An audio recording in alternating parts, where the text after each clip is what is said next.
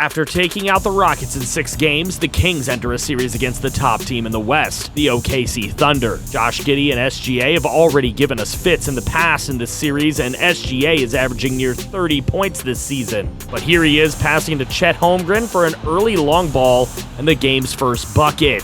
RJ Barrett to Keegan Murray for a 3 for Sacramento, and then Josh Giddey doing his things with a triple. And then later, he gets open for another one before Lou Dort makes it an 11-point game as the Thunder come out hot.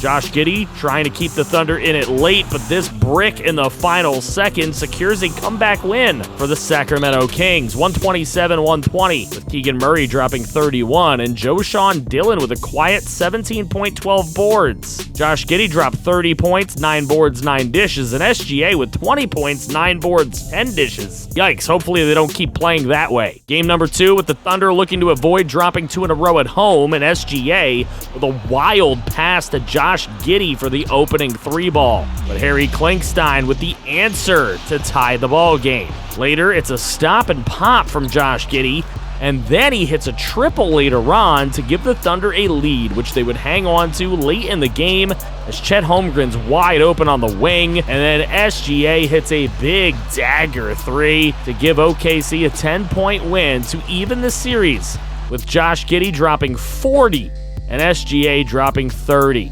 Klinkstein did lead the Kings with 16, and Robert Williams with a nice double-double. To Sacramento we go for game number 3, and the Thunder with the first score on the feed to SGA. Nice take. RJ Barrett wide open for a 3, and the Kings would lead.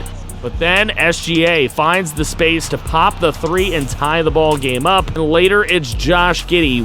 Why is he so open? Yikes. Desmond Bane pops a moving 3, and then RJ gets one of his own to keep the Kings in it. But Dorian Finney-Smith keeps it going, and Josh Giddey is just ridiculous. Game would stay a battle headed into the 4th quarter where Josh Giddey stayed getting open, and the Thunder led it until RJ missed and was picked up by Williams on the glass. A missed SGA free throw meant that Chet Holmgren could grab 2 for the lead, and Keegan Murray bricks the final chance of the game as the Thunder would win it 106-102, taking back home court advantage behind 31 points from SGA and 22 and 10 assists from Josh Giddey. RJ Barrett dropped 25 with 8 boards, and Keegan Murray with 24 and 8 boards. The Kings saw their 1-0 lead evaporate heading into game number 4, and they look to tie the series now, but it's the Thunder scoring first again, and deja vu with Josh Giddey just dropping not 1, but 2 early 3-balls. Pook getting involved on the wing for his own 3 as well, but Harry Klinkstein was bringing the Kings back just little by little. SGA was disrespectful on the dunk, and then a wild one from beyond the arc as the Thunder led into half. A quick look at the rest of the playoffs as the Mavs are giving the Pelicans a run while the Sixers and Pacers are leading as underdogs. Stop and pop for Owen Romero keeps it close, and later it's SGA's stop and pop separating late, and the Kings had a few chances but bricked 3 big shots in a row, and they would fall in this game 118-112 as the Thunder are just 1 game away from the Western Conference Finals. SGA dropped 42, 6, and 8 in this one, with Giddey going for 26, 7, and 10. Those full stat sheets are something the Kings just don't get much of on their team, and Murray was the scoring leader for them this time with just 16 points. Every game is important now, and Game 5 in OKC as the Thunder get a Lou Dort 3 to begin, followed by Pook just rattling one in from downtown, and I can't lie to you, I was just done. But in the Simcast, the Kings went off, and they came back in the game, and it was never really close late to jump back in and take a look. I thought it was all over, but the Kings put up a huge fight, taking it 125-108, with Murray dropping 20 and Klinkstein with 18. Now, SGA had 30 and 10 boards, and Giddey had 15, 10 boards, and 12 dishes for a trip dub, but it just wasn't enough for them. So we head into game number 6, the last in Sacramento, and the first where the Kings score first in the game, even if the end one was missed. Later, RJ Barrett with an off-balance 3 for the swish, and with the Kings leading, Josh Giddey was looking to heat up, but so was Desmond Bane with a nice corner 3 to keep the Kings in front by double digits. Later, the Thunder had a lead, and it was Finney Smith extending it before Lowell had his big shot go down for the 7-point halftime lead. Late in the game, the Kings were up 3 points, though, and a wild play by Finney Smith for the dunk kept the Thunder alive until Klinkstein finds Joshawn Dillon from deep.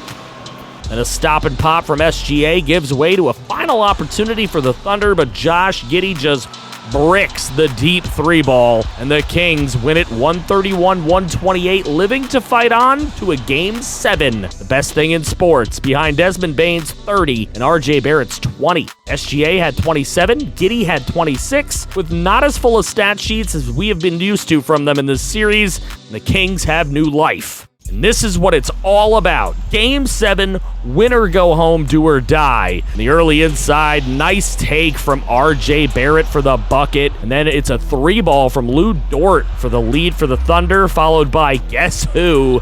Josh Giddey with a 3 of his own. Then a facial 3 from Desmond Bane. What a shot. The second half was all Kings. And look at the feed inside as Jamal D'Angelo emphatically gives the Kings the upset win on the road to come from down 3 games to 1 and go to the Western Conference Final. Bane had 25 points in the game. Barrett had 22. For the Thunder, it was Giddey and SGA, of course, both with 24 points, and those are pretty low totals for them. They fizzled out when OKC needed them the most. The Pelicans win the final 2 to beat the Mavericks.